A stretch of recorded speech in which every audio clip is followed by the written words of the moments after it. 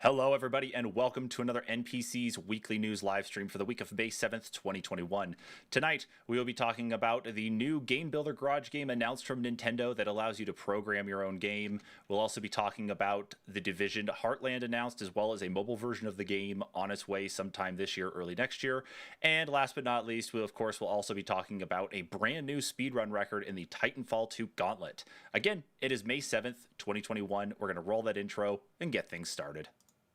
Hello, everybody, and welcome to another NPCs Weekly News Roundup for the week of November 20th, 2020. It is Friday. It is, where's my date? It's September 18th, 2020 here to our first story, and this is actually breaking news for all of us right now here, too. Figured this is kind of a big one to cover, of course, with who it is. Joined via Discord by Kyle because we're in the midst of a pandemic still, and, of course, everything is all kinds of crazy. So this thing is a chocker. I mean... yeah, it's a beast. It's huge. Doing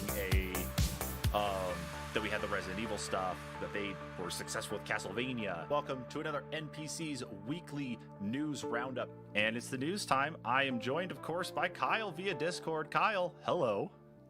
What's up? Man. Again, guys, it is May 7th, 2021. Welcome, everybody. Kyle, hello, dude. How are you doing, buddy? What's up? Dude, are you done cooking your computer? You know, done with killing those dinosaurs so much that your computer had to basically overheat, turn back into a meteorite? I don't know. I might have to go at it again here, maybe later tonight. I really enjoyed that game, but man, it's worrisome. I screwed with the fan bios though, so good. Yeah, so hopefully we'll see. Yeah, so as a kind of what's going on there. So Second Extinction is a game that came out. It's currently in beta, I think is what it is right now, right, Kyle? It's in Is it beta or alpha? Yeah, whatever. I guess whatever you want to call that kind of weird middle ground. Beta, but not beta. So that's out from Microsoft right now. It's public, or it's on Xbox right now, of course, through Game Pass for the Xbox and Game Pass for PC. Kyle and I checked it out last night, and in the midst of a mob of about 40 to 50 dinosaurs as we're trying to overtake a point, Kyle's computer decided to crash because his brand new $1 billion PC cannot keep itself cool enough. So Kyle needs to invest in coolers. Yep.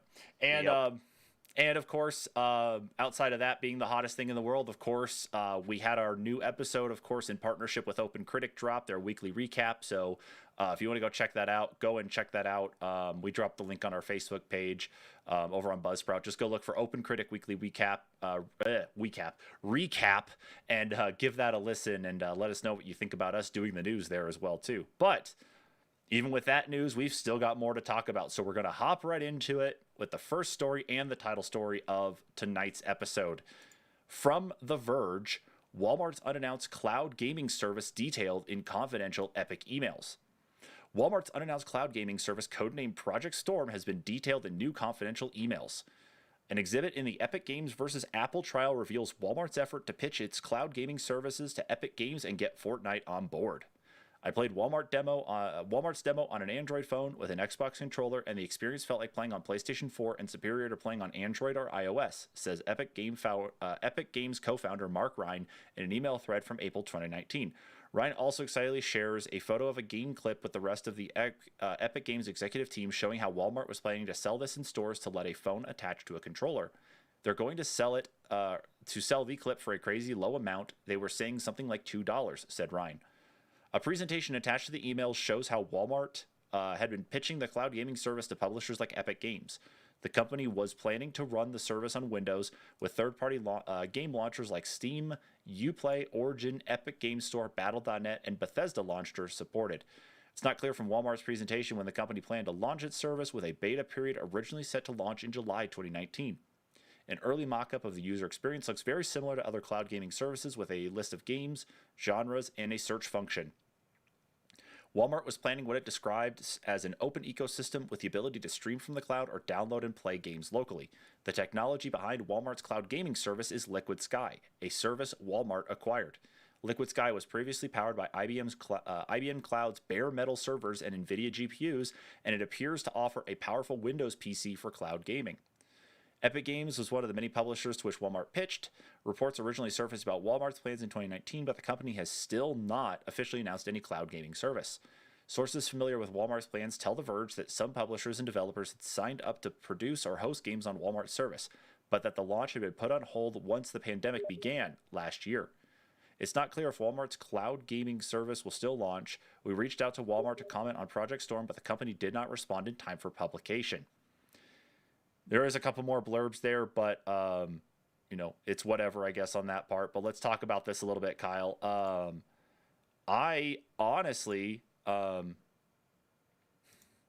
it's not a surprise. It's not a surprise that Walmart is actually hopping into the foray to do this because they've done this type of thing in the past. Not the cloud gaming, but this type of thing.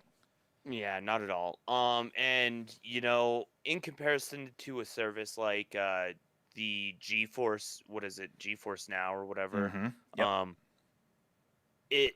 It has a physical storefront where you can go and you can buy games or at least buy codes, and then you just go home and put them on your computer or whatever. So I mean that I guess it bridges a slight gap there, and it does something that people want anyway. It brings all your games to one location. So I mean, it is similar to the GeForce Now service. I feel like it just having the ability to go to Walmart though and purchase cards for it, purchase the membership cards and whatnot, and you know it makes it more accessible, I feel like. I guess so. I think the biggest problem I see with this, though, is the competition within Walmart itself, because you can walk by the aisle, the video game aisle there in the electronics area, and of course you've got all the different subscription cards, whether it's for Xbox Game Pass, whether it's for even just Xbox Live in general, at least, before Game Pass or before Ultimate became a thing with Xbox. You've still got the PlayStation Plus cards over there. You've got stuff for Nintendo Switch Online. You've got stuff for GeForce Now. You've got stuff for Battle.net. You've got them for all the different offerings that are out there. I think Stadia stuff is there, or you might be able to redeem like Google Play credit with it, though, too. I'm not exactly sure. But it puts another layer of competition within their stores themselves and being one of their own products. I wonder if almost depending on the sales of different things, if it would end up becoming a little bit more anti-competitive in that regard, and that's where Walmart might falter a little bit. I mean, what you would know this, being a former employee of GameStop, when Walmart did their used video games back in, what was it, the middle of the last decade, I think it was 2013 or 2014, how did that actually do for them from what you understand? What did it do on your side, GameStop-wise? Literally nothing. Yeah. And Yeah. see, that was where I thought that was an interesting thing for them to enter, but for you, I had figured it probably wouldn't have done much. Yeah, because at our location, I think they tried it for all of a week, and we had people that came in and they were like, we took these games into Walmart and they didn't even know what they were looking at. So it's And more it's like, oh. So, they really they had no system set up in order to actually judge the value of the game. They didn't okay, have a predetermined, system set up to say, oh, we have this many units, so we can only buy it at this much, and it would change, on its own depending on, you know, how many units were available in the company and what it was going for, online per se. okay.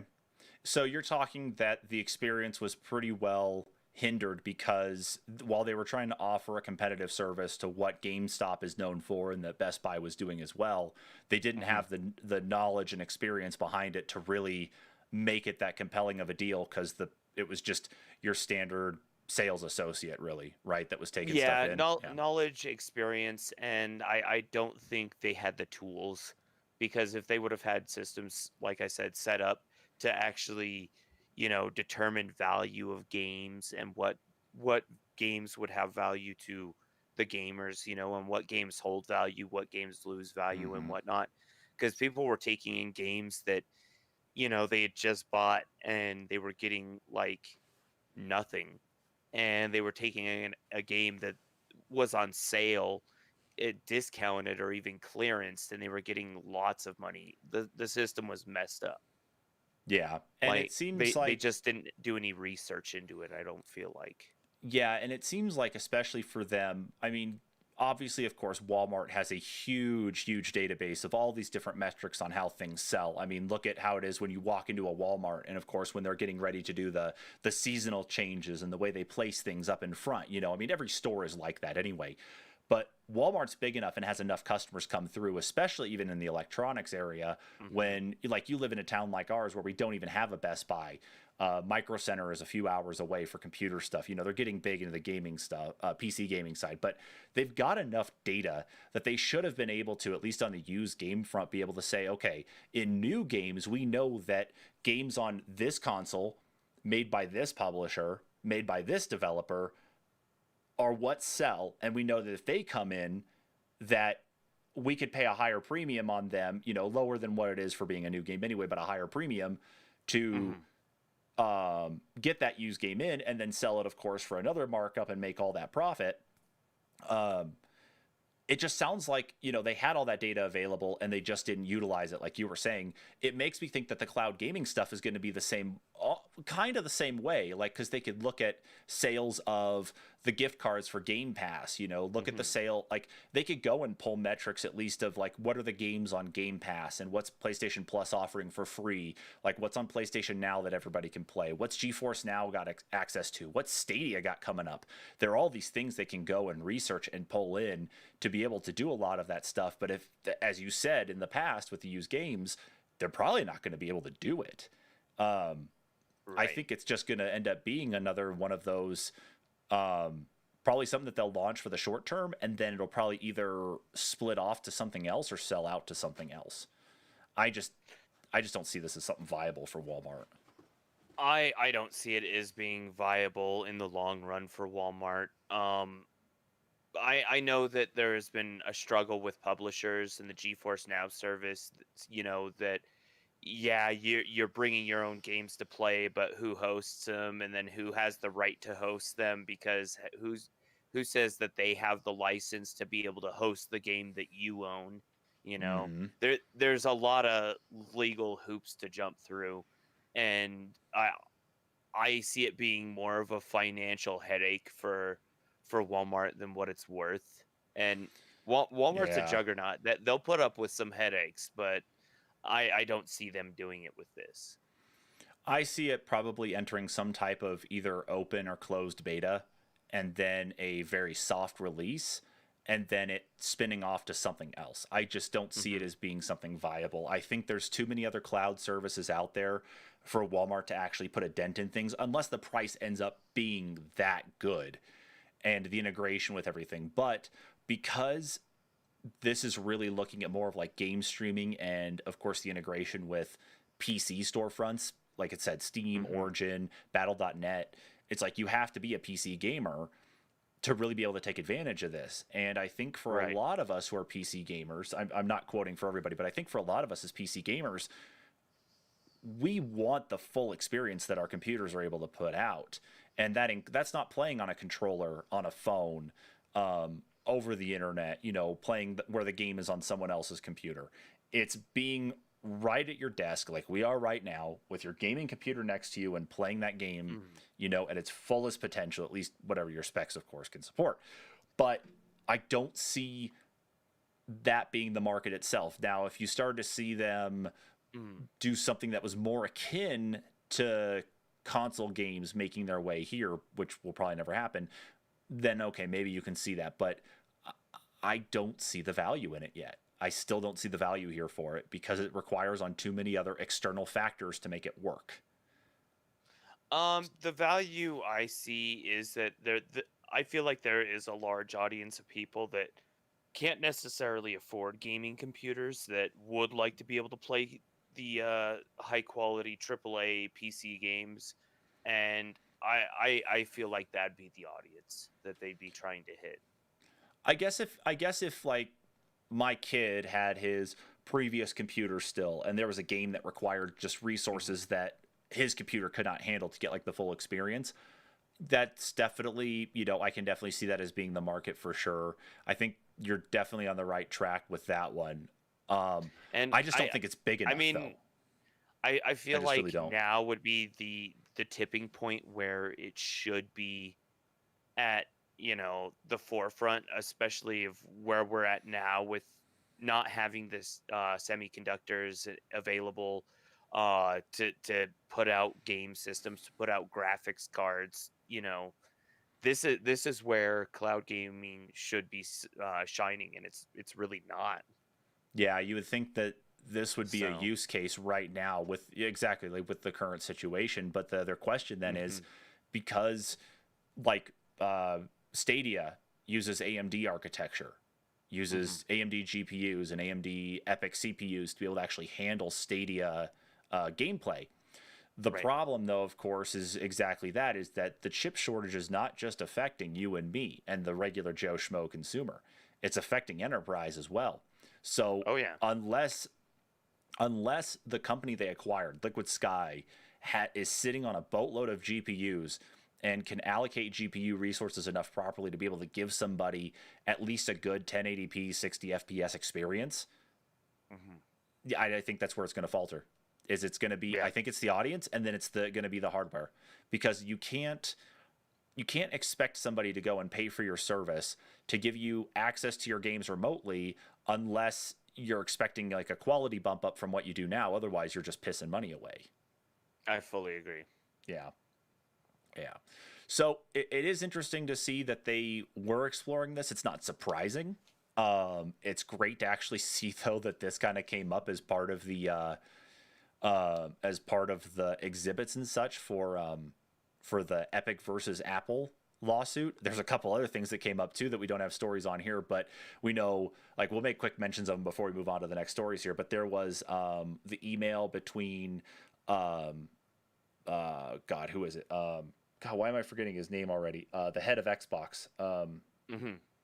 Yeah, there was an email between him and I think it was Tim Sweeney. Phil Spencer. Phil Spencer, yeah, between Phil Yeah. Spencer and Tim Sweeney about working towards like supporting game streaming or xCloud on other consoles, and a lot of people are kind of taking that as the discussion point about xCloud and game streaming making it to the Switch, because that's been a rumor for several months now. Let's see what else was there. We had the financials, of course, too, where it showed how much money Epic has made. There was also something about in the news today specifically talking about how Microsoft actually said that they take a loss on all of their gaming hardware, and that they rely more on game sales and game subscriptions to actually offset the loss. And I guess Apple got pissed off at that because that was material that wasn't submitted. Um, there's just been a litany of things too. I mean, hell, there's even emails from Steve Jobs coming up as well in a lot of this, That's insane. and a lot of it deals with additional app integration into stuff, like a big battle between Apple and Facebook, because Facebook wanted to release a Facebook Games app. Because of course, they had Farmville at that point in time. They had that like Mafia Wars thing, whatever it was, when they had their Flash games on Facebook. They were going to release a separate app for that. Steve Jobs and the other people at Apple didn't like that either, because of course it would take away from them. So they said, okay, you can release the app with these rules, and the rules basically came down to say, it's like we can't release the app. Like it shut out Facebook from releasing it. So it was another interesting one to actually see in the grand scheme of it all. Yeah, I saw one that they were trying to turn Epic versus Apple into Microsoft versus Xbox, and yes, I did say Microsoft versus Xbox, specifically like Mm-hmm. PC gaming versus the console gaming side of it, and just Mm-hmm. I don't know. The litigation is getting very bizarre at this point. Well, see, and that's why I had brought it up. If you remember, at the end of 2019, beginning of 2020, when we did our, kind of looking ahead to 2020 episode Hmm. with you, me, Preston, and Dan, where I had talked about the potential, looking at like the Xbox Series X with the power they're talking about being a dual use console, that it would be a gaming PC and a game console in one, with some sort of partitioned environment to allow for gaming on one side, is all secure in that because, you don't want hacking or anything. And then on the other side was a full-fledged PC that could play games or, still just be a standard PC. I talked about that, and I think that's where a lot of stuff is still really going to, even if it may not be with the Series X, it could be with the next iteration. But I think that war that you talk about perfectly describes what's probably coming next for the Xbox environment. And I think that's we're going to be seeing more and more of, especially as more exhibits come out, more evidence comes out, more talking points comes out about this, that we're going to be seeing a lot of that bridge too. But it's not a shock that they're pitting the way that war goes, especially Apple and Microsoft, for how long they had been at war and, made up and then still at war anyway. That they would do something like this too and show some of that as well. So it's not a surprise. It really is not. But I digress. But for anybody, of course, who wants to go check out more of the chaos that there is right now with the Epic versus Apple lawsuit, head over here to this article that we're looking at on The Verge, and they've got a big list of articles. They're up to 71 now.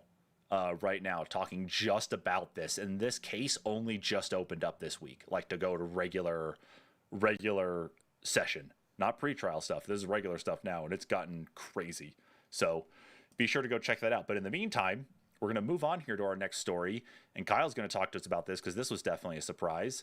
From IGN, let's see, where am I? Where's my link here? There it is. From IGN, Nintendo announces Game Builder Garage, a cross between Labo and Dreams. What is this game all about, Kyle? Nintendo has announced Game Builder Garage, a new game that will let you learn to make games from the minds at Nintendo. Its guided lessons and cute characters are designed to help you create a multitude of gaming experiences. On the face of it, the new game looks a lot like Dreams, which was released on the PlayStation 4 in early 2020. It also seems to be in the spirit of Labo, which encouraged kids to craft unique items using cardboard. Game Builder Garage is designed to teach visual programming by connecting creatures called Nodon.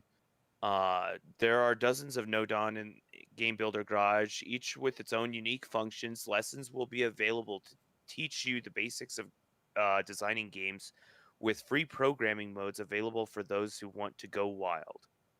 The experience touted in the trailer included platformers, shoot-'em-ups, and something called Tuna Cube Factory 2. It was also possible to exchange and download games over the internet via local wireless, which you can then examine via free programming mode to learn the inner workings. The aid in development Game Builder Garage will support a compatible mouse, which can be plugged into the USB port on the Switch dock. Oh, wow. Mouses on the Switch. The announcement comes ahead of the Nintendo earnings release, which is expected tomorrow. Game Builder Garage will release June 11th on Nintendo Switch. And, of course, this article was on the 5th, so the Nintendo earnings release already came out, because we'll talk about that here in just a moment. Yep. Yeah. I got the trailer going here now, of course, showing off some of the things. And this game really looks like, of course, the way code blocks work for kids. I don't know if you've seen any of that code block type coding for kids, where it's like you have predetermined things already built in there, and you stack the blocks one on top of the other. When you do that, you essentially program out whatever it is that the character or thing's going to do.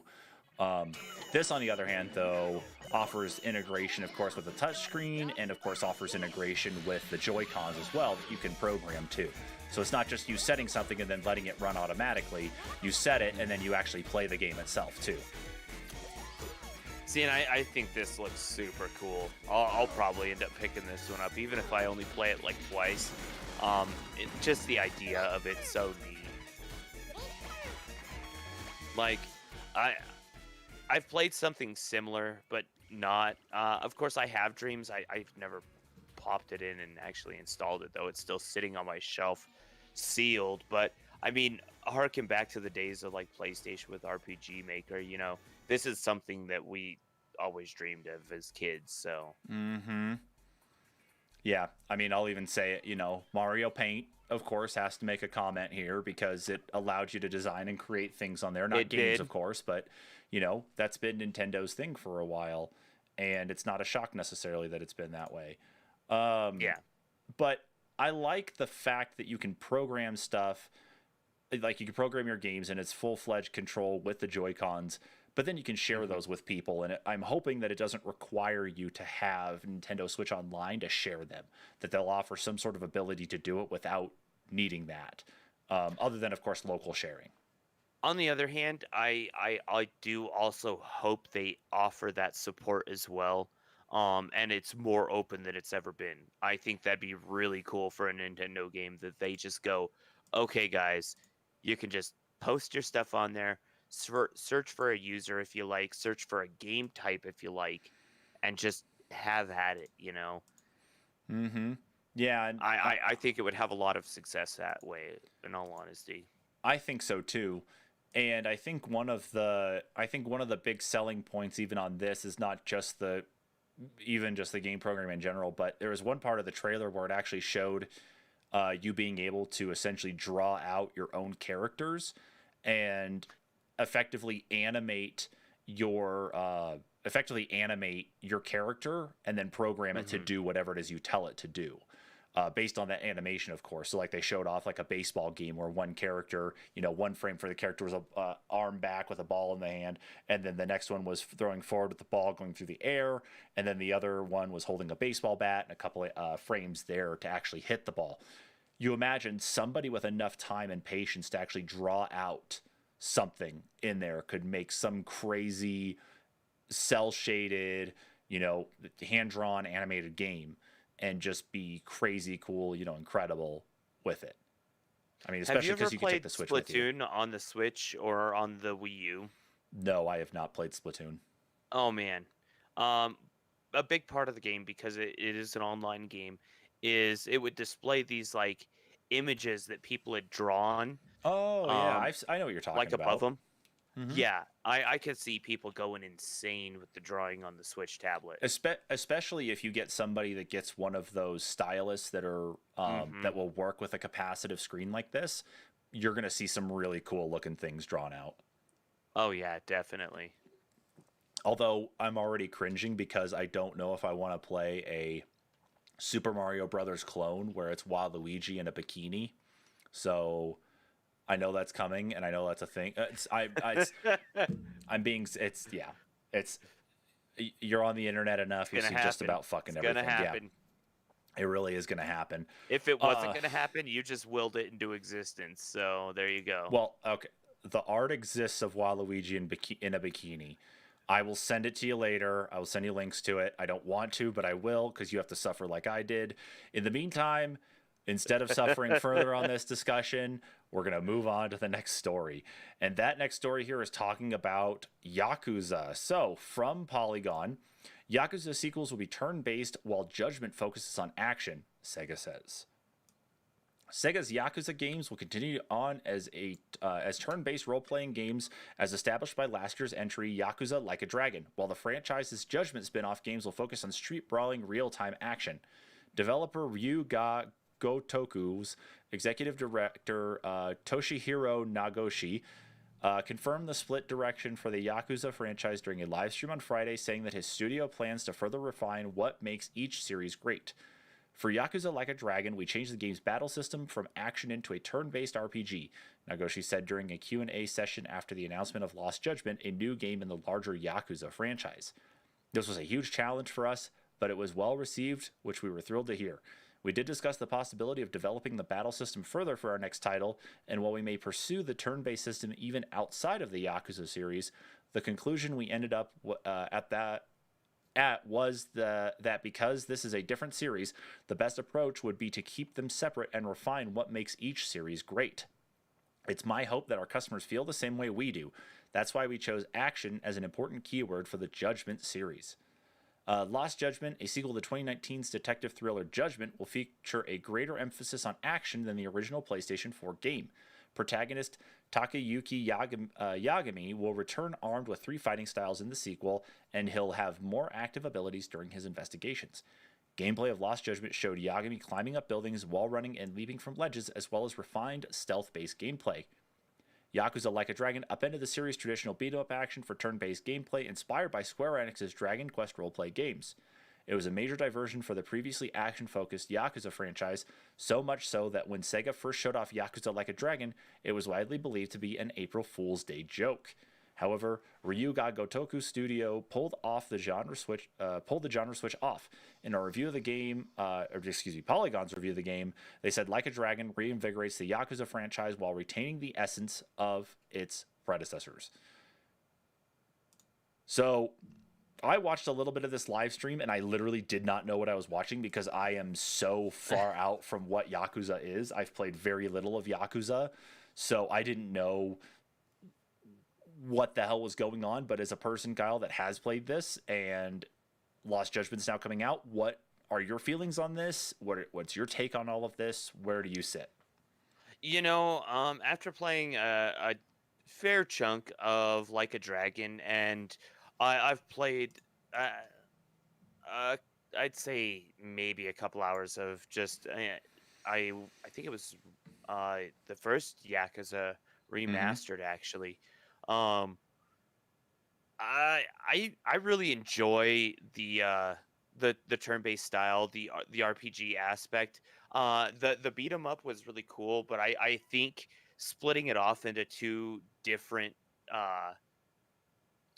titles, two significant styles, I think it's a way to go. I don't know. I like the idea, and I like Yakuza as an RPG, so it really works just well, and the goofiness of the game that it already had in the prior titles that it brings to the table with the RPG aspect, it just ties in so well.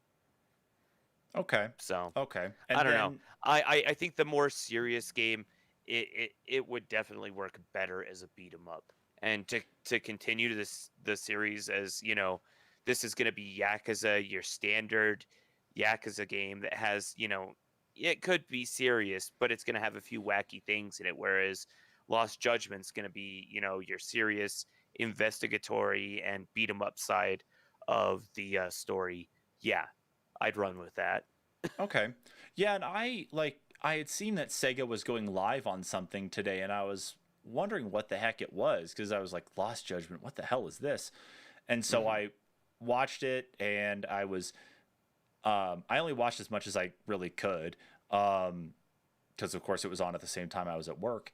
And what I noticed particularly about it, of course, though, is just the in-depth side of things when it came to the mystery they were investigating, the who they were confronting, and that it really gave me, it definitely looked like Yakuza, because I didn't know what it was going into it. But part of it almost gave me more of like Heavy Rain type vibes, is how the game was going to be played. More like more like that as you approach different things when you're walking around, you're going to have all these different options and different morality choices and things that would line up and allow you to explore the mystery of whatever it is you were trying to research and understand. And the way that the actual trailer played out for what they were showing off for Lost Judgment was, man, that was crazy in depth with what they were investigating, what the, I guess, the circumstances of it were, at least that you could see there. It gave off, almost like watching it a bit, it kind of partially gave off like law-abiding citizen type vibes. Oh, whoa. It really did, like watching the trailer. It really felt like I was watching something with like law-abiding citizen again. But that's why I was curious on your thought with it, since you have actually played these games before, and where your stance was with it. So the Judgment series I haven't played, but I'm familiar with it. So Okay. Yeah.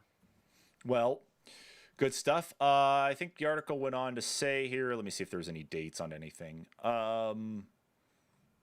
Just trying to remember if there was anything I saw here. There was nothing really announced for anything date wise here. It wasn't in the article. And I don't think there was anything mentioned in the live stream, but I mean, it's probably going to be coming up for pre-order here pretty soon. So if you're a person who likes, break the rules and go and pre-order games, by all means, go sign up for it if you're a Yakuza fan for sure, and then let us know how it is. In the meantime, out of other crazy, interesting things going on in the world, this was definitely an interesting one. So Kyle, you got to talk to us about this next one here, because this just is interesting, to say the least, of what's coming up next year. From Android Police, we have got Ubisoft bringing The Division to smartphones, just as Tom Clancy would have wanted. Okay, then. So what is going on here with The Division? Ubisoft has published a blog post detailing the future plans for The Division and its series of looter shooters, included in the post information about the upcoming mobile version of The Division. The studio says it plans to bring its The Division universe to mobile, but what form this game will take is anyone's guess, as it doesn't sound like a direct port of the console or PC title. There's little to go on today, since Ubisoft only mentioned the upcoming mobile version of The Division in a quick blurb, which you can read in full below. And of course, it says the Division will be coming to mobile platforms for the very first time, bringing the universe to an even wider audience. We'll have more details on the exciting project at a later date. This is literally all we have to go on so far, and I can't say that the wording sounds very promising.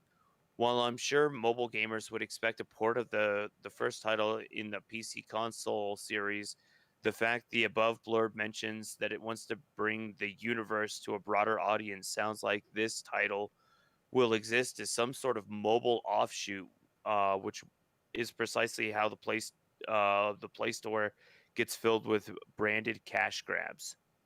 While let's see. Well, I'd like to remain hopeful on Ubisoft. Is it planning a mobile release to cash in? I sure wouldn't put it past the company, since its current mobile catalog is relatively mediocre. Still, I'd like to hold out hope for a direct port, so Ubisoft will have some good news to share in the following months. So, not only did we get the announcement of a new Division game with Heartland, but we also got the announcement of this mobile title, and I think the sky's the limit on what this could really be, especially for The Division. And I want to kind of bring up our conversation here that we had this was yesterday this was announced, wasn't it? Yeah. It was yesterday. I think so, yeah. Let me see here what we had said to each other, because this is one of those things that I was still thinking about, though, too. Nope, that's your CPU overheating. So I had said, I think The Division going free to play would be awesome. This might have been about Heartland. Yeah. But I still think this applies to mobile, though. It's going to depend on what the game is like first. If it's the same way it is now, it should be fine. But if you get into Battle Royale, then I don't know. Maybe they'll go the route of Escape from Tarkov. So I know that was definitely aimed more at Heartland, but I think this could really be the same way, though, too. That we've got PUBG Mobile being still very popular, Call of Duty Mobile still very popular, at least like looking at shooters. But looter shooters, though, on mobile, I can't name any. And I wouldn't even know really where to begin with what this game could be. I have to imagine it'd just be a duplicate of what The Division and The Division 2 have been so far. Yeah, that's all I can kind of come to the conclusion of. I'm sitting here trying to think of anything, just anything that's a looter shooter, and I'm like, no, there's no mobile looter shooters. So. And then you're also talking about kind of like a living universe, though, too, where it's not just you running around completing missions, but you're partying up with randos as well to actually go and complete those. Right. and then of course there's the carrying over of purchasing weapons and accessories and whatnot, though, as you continue to play through the game. I don't know what this game is going to be. Am I curious? Oh yeah, absolutely, to see it. I do enjoy the Division and the Division 2, but it's just what it could be on mobile is what really perplexes me. And after excuse me, after what we saw in the promises for what the Division was supposed to be originally, you remember the E3 trailer when that came out? You know, someone flying around a little drone trying to mark out where people were, and just how glorious that game looked. And then the Division had problems there at launch, and Division 2 was okay but suffered still the same way. Yeah. Oh my god. Yeah, I think that you're going to start running into some of that same stuff, that they're going to be hyping it up and then go from there. But I don't know, mobile gaming is still growing at a large pace here, where we have gaming phones coming out now. You know, every 6 months we got a new gaming phone. So Yep. don't know. What do you think, though? I mean, what do you think? Like, if you were to have a Division game then on mobile, what would it be? What would you pay money AR for? tactical RPG. Just something off the wall. AR tactical RPG. AR tactical RPG. Yeah, it's Pokemon Go meets XCOM. So you're telling me, as you're walking around town, instead of hitting Pokestops, you've got places where people are, you know, like you've got enemy factions that are holding down places, and you've got to shoot them. Oh yeah, I can imagine somebody walking up here Sure. to a Pokestop that happens to be in front of the state capitol or the state Supreme Court building, and says, "Yeah, I'm going to shoot these guys really quick." Yeah, Kyle, great idea. Great idea. This is such a great idea. We're on a list now. Okay, we're on a list. So thanks. Honestly, though, in all honesty, though, when they say just Division Mobile, it could honestly just be a companion app. It very well could be. It could be something that's similar. You to think about it, because they are still supporting standard Division. Right. What I'm thinking of, though, was like you said, as a companion, was like Xbox. What was it? Smart Glass. Well, not even necessary. Well, no, yeah, kind of like that. Because like you'd have your stuff that you had from Division, from the first time you went to New York, your stuff from Division 2, and the second time you went to New York with the expansion. Then you've got your stuff that when you went out, probably out west, when it says Heartland, and then there's new content coming. Why wouldn't they have an app to tie it all together? I mean, it could be something just as simple as that. True. That's very true. But in all honesty, I think it would be really cool if they did launch just like, even if it was one that you could only go into smaller areas, just maybe like I'd say like a third of the size of one of the areas in the zone, So you're talking pretty small, a few blocks, but you have like 10 or 12 of them that you can go into and do missions in, and just have a full single player story. Mm-hmm. That would be that would be a cool mobile game. Okay, I can see that. I can work with that and live with that. Whoa, guy. Hey, you're all right. You're having a bad dream. Chill out. The dog is sleeping on the couch over here, and it's just he's sleeping, just having a bad dream. Poor pup. Oh, jeez. No bad dreams, doggo. All right, so I think you're on the right track though with what that mobile game could be, for sure. I think that will end up being probably the better solution for something, if there is anything. So Borderlands, hit me up if you want another idea like that.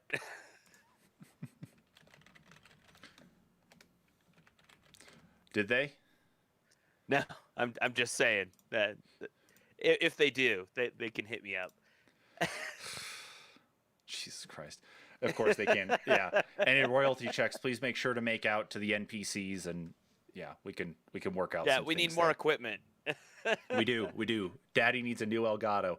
Yeah. Anyway, so let's move on here to our next story. Of course, talking financials. You know, we were kind of alluding to this with the Nintendo game announcement, of course, as we have got, and I've got, oh my God. Okay, you know what? I need to silence these. Steam is going absolutely apeshit right now because I got people who want to play CS:GO right now. Oh, jeez. But no, I'm busy talking with you guys, talking with Kyle. Anyway, yeah, of course, in the grand scheme of financials, we alluded to this with Nintendo's story on their new upcoming programming game here. But now, of course, we're going to talk about the actual financials and how well the Switch is doing. So, from IGN, Switch sales near 85 million in Nintendo's most profitable year ever. Nintendo has reported that it has experienced its most profitable financial year on record, with operating profit up 81% year on year. Additionally, the company is approaching 85 million sales of its Nintendo Switch console. As revealed in Nintendo's financial results for the year ending March 31st, 2021, operating profit has risen 81.8% year on year, up to 640 billion yen, or $5.9 billion. Ordinary profit is recorded at an 88.4% increase, sitting at 679 billion yen, or $6.2 billion. This surpasses the company's previous gross profit record of 501 billion yen recorded in March of 2019. It's not quite a record year for net sales revenue, but it's close. At 1.76 billion yen, or $16.1 billion, it is the second highest year on record, just behind 2009's 1.83 billion yen, or $16.8 billion. Lifetime sales of the Nintendo Switch are now at 84.59 million units, with 28.8 million of those being sold just last year. That's over both standard and light versions of the consoles. 14.7 million of those units are Switch Lites. The year saw Nintendo sell 230.9 million games, meaning 587.12 million games been sold for the console to date. A huge contributor to this year's sales were Animal Crossing New Horizons, which sold 20.85 billion units. As for Mario, the leader of the pack remains Mario Kart 8 Deluxe, which sold an additional 10.62 million copies this year, bringing its total to 35.4 million. Super Mario 3D All-Stars sold 9 million copies, but further growth has now been throttled due to it being taken off sale. Super Mario 3D World plus Bowser's Fury, meanwhile, has sold 5.6 million units to date.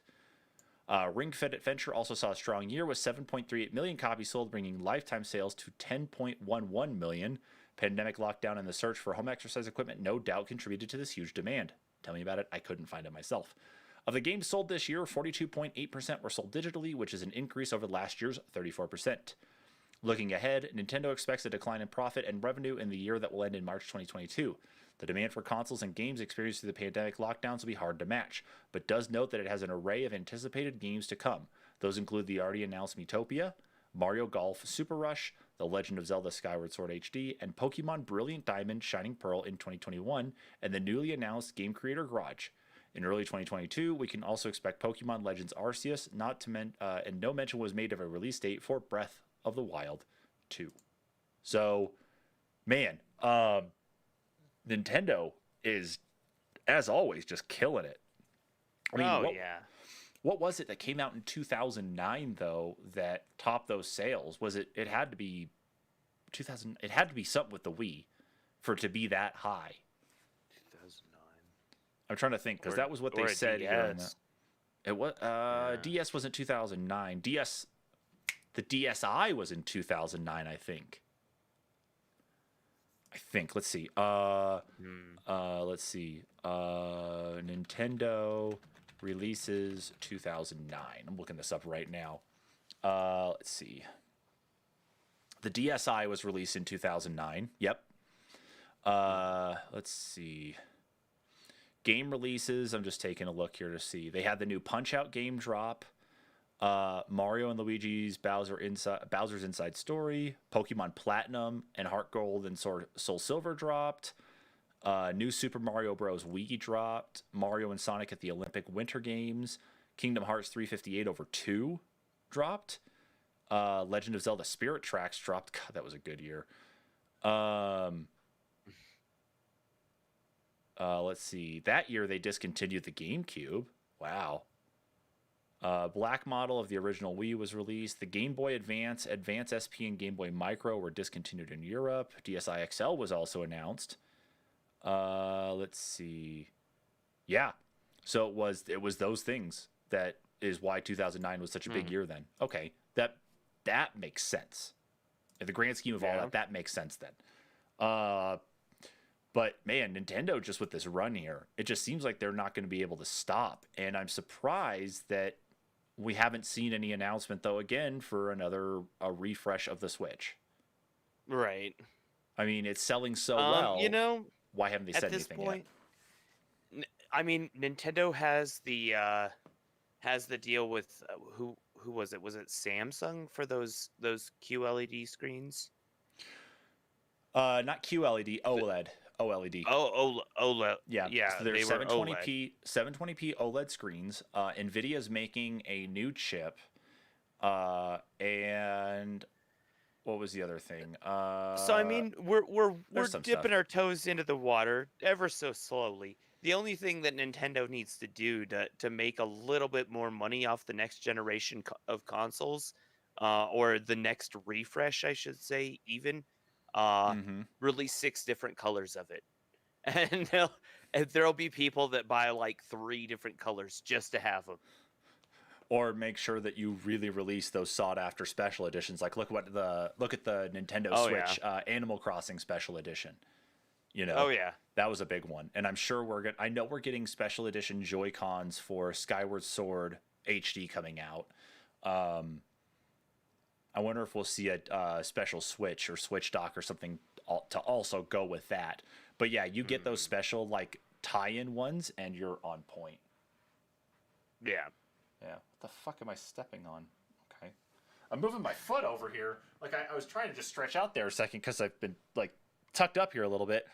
My daughter left this little thing here. I about freaked out there for a second. This stupid little spider toy thing was just sitting on the goddamn floor.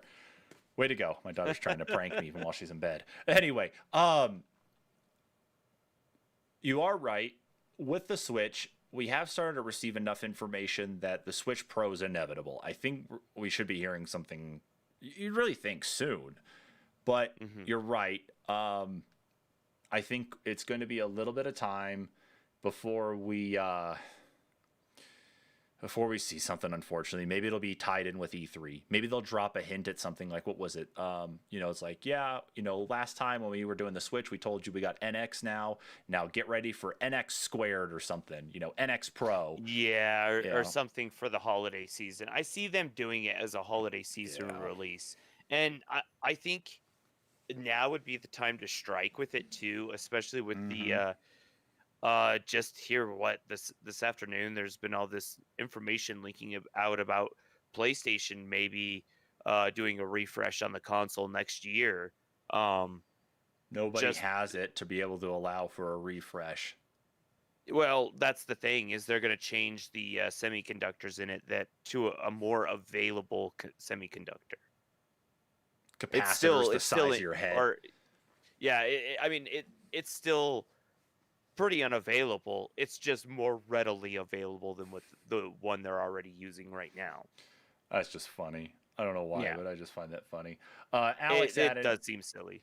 Yeah, and Alex added here, he's like, that Pokemon title about Diamond and Shining, is that possibly a Pink Floyd reference? God, I don't know. And I surely hope not. I'm sure that as funny as that would be, I'm very positive it's just the way that the Japanese like to name things off, and they definitely like to put that type of stuff on there to elicit thoughts of what that actually looks like. You hear Diamond and Pearl, it's like, okay, but then it's like you add on what are the actual names again here? Brilliant Diamond and Shining Pearl. It's they're trying to illustrate such, but whatever. Anyway, I don't think there's much else to say there on the Switch sales stuff right now. One of the other stories that we were going to talk about didn't make it to the list, of course, on our stories. We still got 3 more to do for tonight, but we'll make mention of this really quick, is that it recently came to light that there is a lawsuit being opened up right now against Sony for digital sales in the PlayStation Store. And Kyle, I know I read up on it, of course. Did you happen to read up on it at all? A little bit, yeah. So let's do that really quick, and then we'll hop into these last 3 stories. So what exactly is it that you read about that's going on with it? and then we can talk about it further. So the major thing that is going on is it used to be that you were able to go into stores and buy PlayStation 4 and 3 games digitally, but Yep. at a storefront like Walmart, GameStop, so on and so forth. Now with the PlayStation 5 and continuing on with the PlayStation games, for some reason, they are discontinuing this. So they are no longer allowing any storefront to carry any digital codes that would normally be provided by the PlayStation Network. So effectively limiting you now from what you used to be able to do to now forcing you to go through the store and lose out on that ability to at least, potentially get a good deal. To get a discount, this is correct, yes. Because Mm-hmm.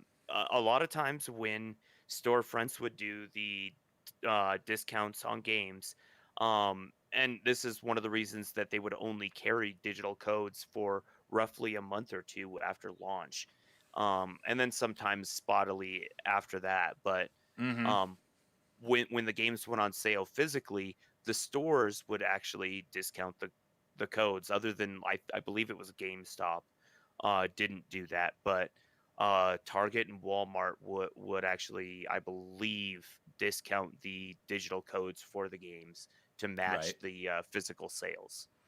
Okay. Hmm.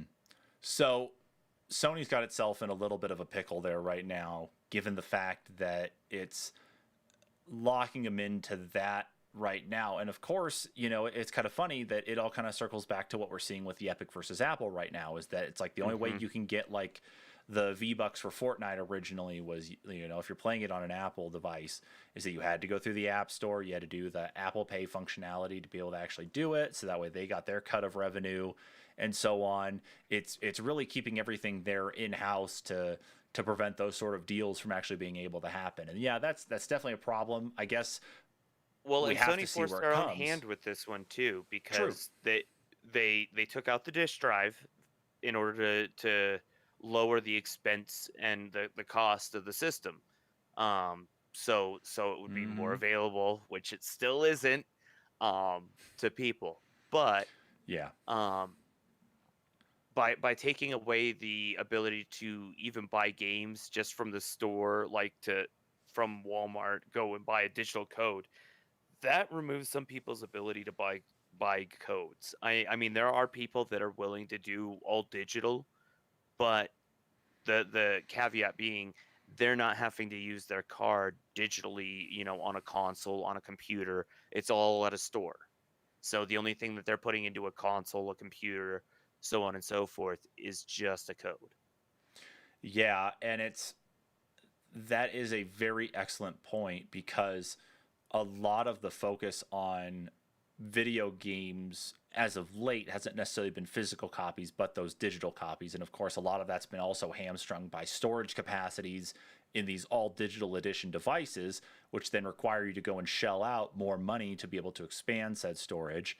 Because Hmm. there's no like variable storage options available, just like it was back in the day with the like the Xbox 360 as an example. Uh, but even with that, it stifles everything and holds everything back. So we have to see what happens with the lawsuit. Of course, this is all still new stuff, but again, I think this can tie back to the Epic versus Apple litigation that's going on right now, and we just have to see and wait what comes of this with Sony and whether or not that the Yeah. practice may end up changing because of it. Which, to be perfectly honest, probably will. I bet you almost it probably will. So Oh, yeah, I don't doubt it. And I think I could see there maybe not necessarily major changes, but we could see even ripples on like PC gaming of like games going down in price more frequently and sooner after release, like, not spending 10 years at $60, after, a couple of years actually going down to like 40, and then, when mm-hmm. it's 10 years out, not necessarily being the full $60, being more like $20, something more reasonable. Agreed. Absolutely. So, All right. Well, anyway, that was a quick blurb. Of course, that got us off of our regular schedule there, but we got three more stories for you guys, and then we're wrapping up for tonight. So, uh, let's go ahead and talk about this story here. Kyle, this is on you this time, and it's from Polygon again. And we're going to be talking about E3 here a little bit. So, what is going on now in the E3 world, Kyle? E3 2021 just got bigger with the game publishers and developers Square Enix, Sega, Bandai Namco Entertainment, Xseed Games, and Gearbox Entertainment confirming their attendance. Those companies will join previously announced exhibitors Nintendo, Xbox, Capcom, Ubisoft, Take-Two Interactive, Warner Brothers Games, and Koch Media. Or is that Koch Media? It's Koch Media. Oh, it's Koch. Koch, yeah, Koch. Okay, so at this year's reimagined all virtual E3. The Entertainment Software Association confirmed those attendees in the new release Thursday. The ESA also added Freedom Games, Devious Eye Entertainment, Turtle Beach, Verizon, and Binge.com to the list of companies preparing to bring major announcements and reveals to fans throughout E3. With the addition of Bandai Namco, that surely means that we'll get an update on Elden Ring at E3, right? Right, guys? Who knows? One company that won't be at E3 2021, despite previously confirming its attendance, is Konami. The company announced last week that it will be backing out of the show due to timing. Konami said in a statement on Twitter, "We want to reassure our fans that we are in deep development on a number of key projects, so please stay tuned for some updates in the coming months." Wow. E3, yeah. E3 2021 will take place June 12th to the 15th. Content from the show will be free to access thanks to ESA's global media partners. Last year's E3 was canceled, of course, due to COVID-19 pandemic. The ESA scrapped E3 2020 in March of last year, and organizers are planning for an in-person E3 in 2022. Okay, so we added some on the developers, but what throws me off is that ESA added on a few things here. Okay, first off, I gotta look these guys up. Who in the absolute hell is Binge.com? Get ready for the future of gaming entertainment. Binge is an immersive streaming platform created for the gaming universe. What is... That's Walmart. No, this is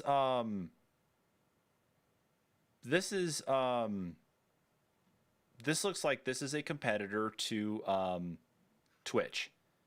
Huh. And to YouTube gaming, YouTube Live.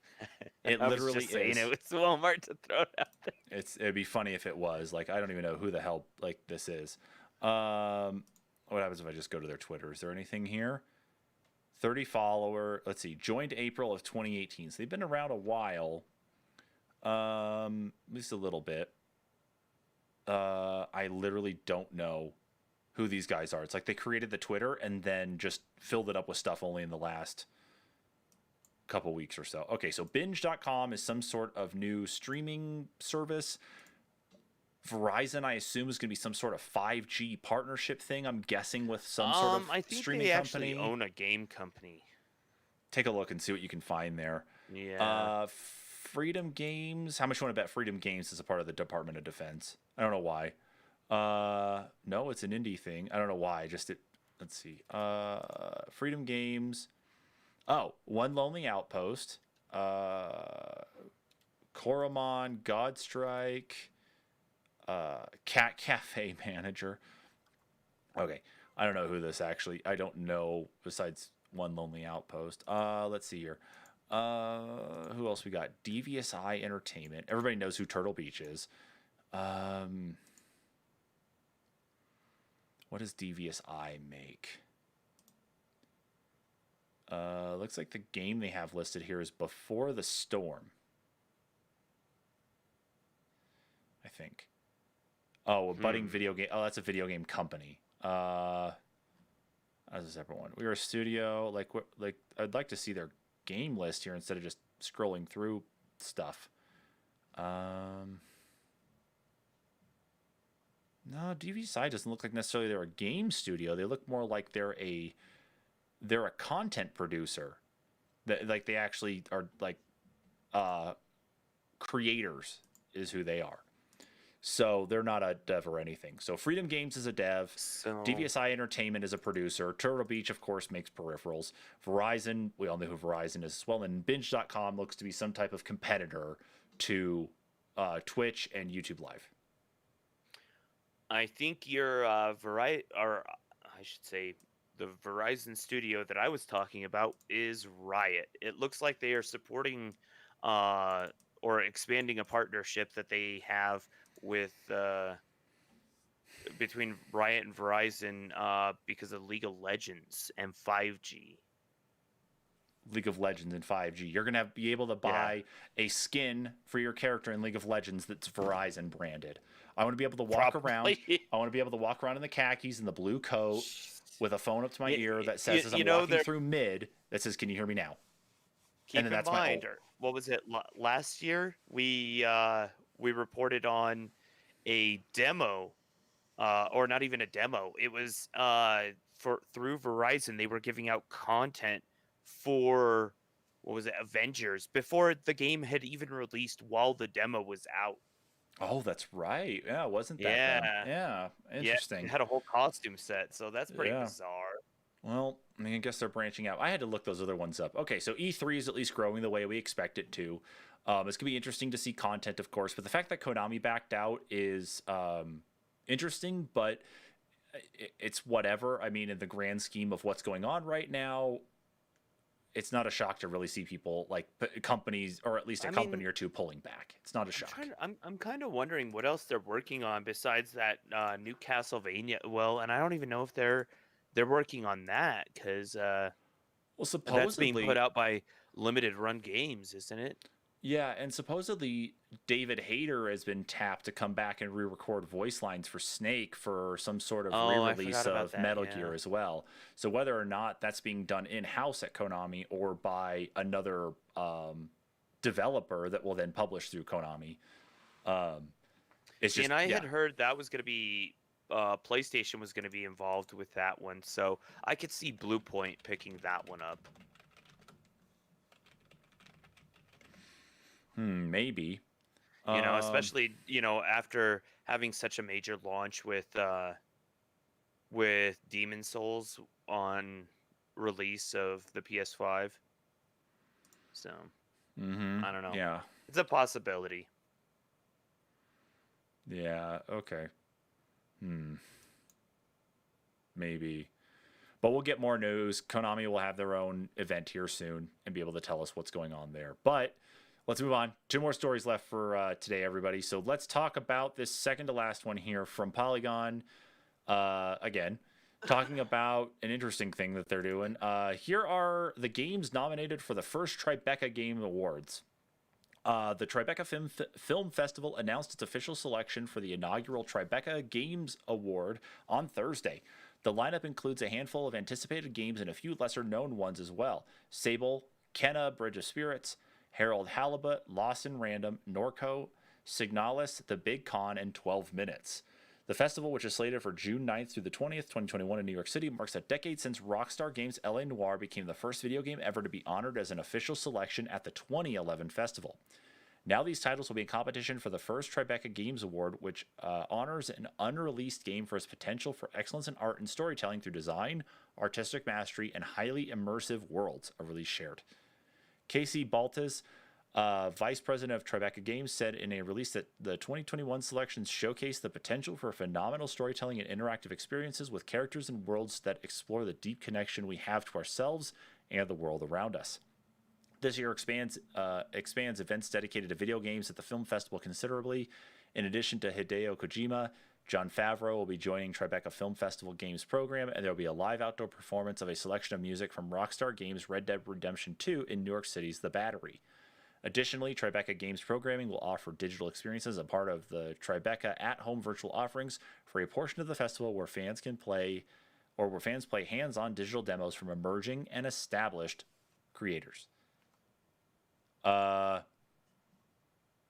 Okay. I mean, Yeah. sure. It's another awards show for video games. I think it's cool because it's a film festival, recognizing games as a form of creative media.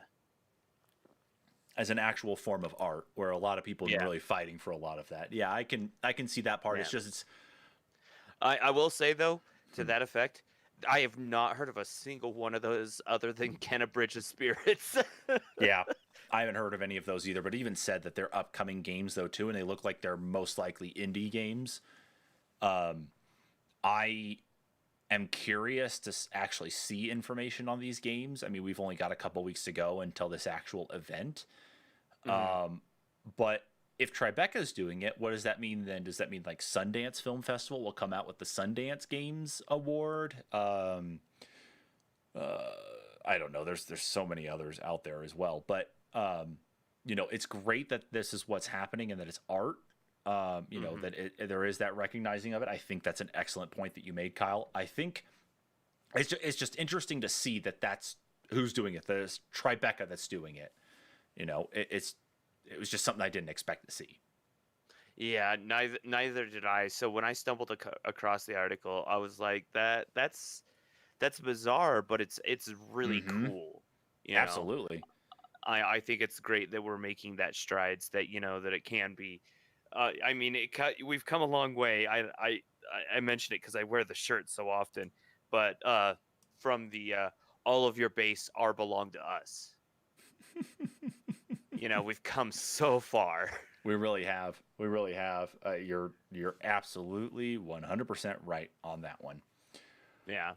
Uh, but even with as far as we've come, so have other players. So is much chaos in the world of Titanfall 2, and the fact that that Gauntlet speedrun record has been broken yet again. We're going to be wrapping up tonight's episode here with this last story that Kyle's going to sign us off with from GameRant.com.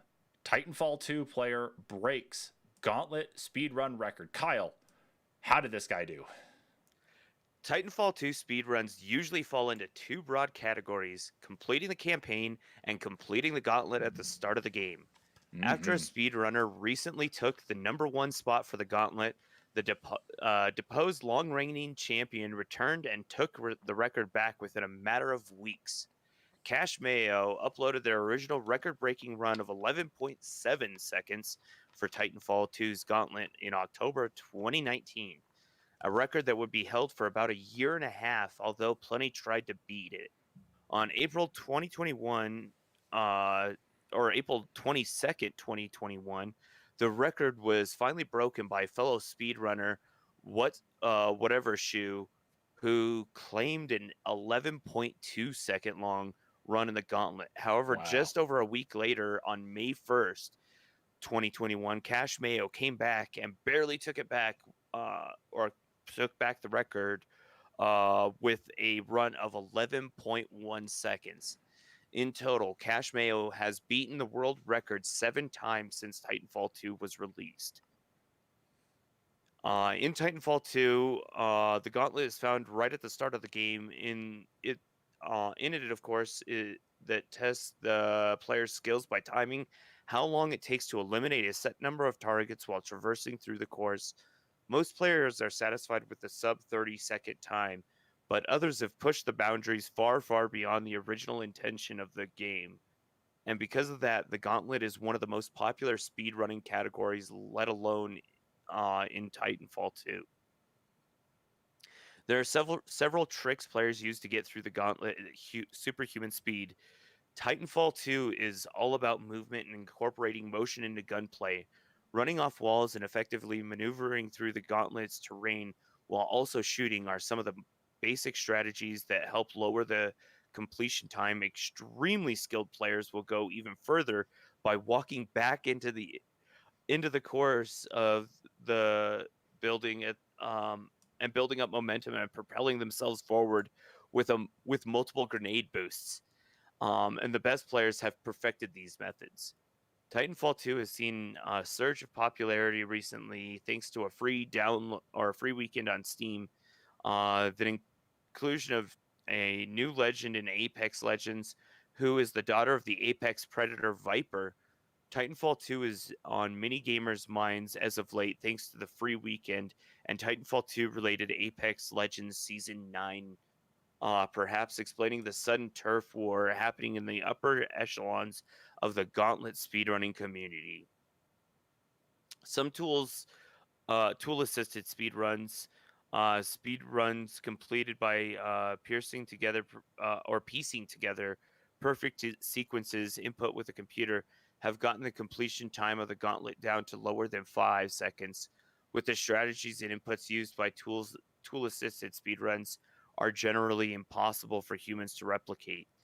There's a good chance that this isn't the last time the world record for Titanfall 2's Gauntlet will be broken. So as you've been talking, I've been playing the video there from our Titanfall just over and over again to watch how this guy's playing, and He's a monster. He's a monster. I mean, Jesus Christ. Imagine, I just would love to see this type of skill actually taken into some of those more like major wall running parts of Titanfall 2's campaign.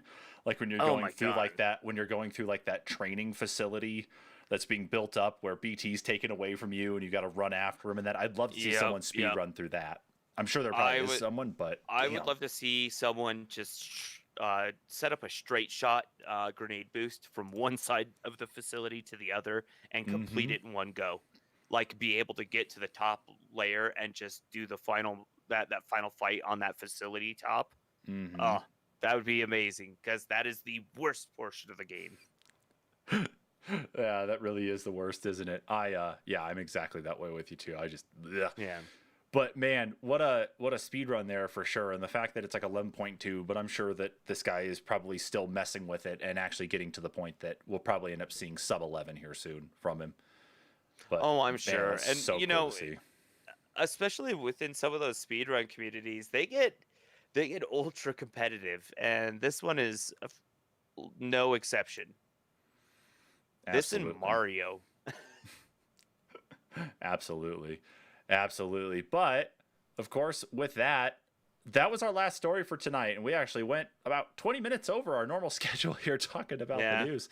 Yeah, we did. There was a lot that happened this week. And of course, a lot that we didn't cover. With that, of course, thanks everybody for tuning in to this week's news live stream roundup. Of course, if you liked what you're watching here and you're watching us on Facebook, please make sure to hit that like button on our NPCs page so you know when we go live. Make sure to also hit subscribe. If you are on our YouTube page, you hit subscribe there, hit the notification bell so when we do go live, you will get a notification when we are up and running, and you can tune in, chat along with us, and let us know what's going on in the gaming world for you. Of course, like I said there at the beginning, we are in partnership with OpenCritic.com. If you would go ahead and take a listen to our most recent weekly recap, that's, of course, us talking about the news as well, but it's in a little bit more of a structured format. This most recent episode is just over 16 minutes long, but go and give that a listen on your favorite podcast platform of choice. Of course, our big thing here at the NPCs is the podcast that we do, of course, every week for you. This last week, just some things ended up happening that couldn't get an episode out for you, but we will be back to recording, of course, again, and we'll have a fresh episode for you this next week. So be sure to go check us out on our homepage for that, anchor.fm/the-npcs-podcast, home of our podcast. Again, everybody, thank you so much for tuning in. We will catch you all next week. Laters.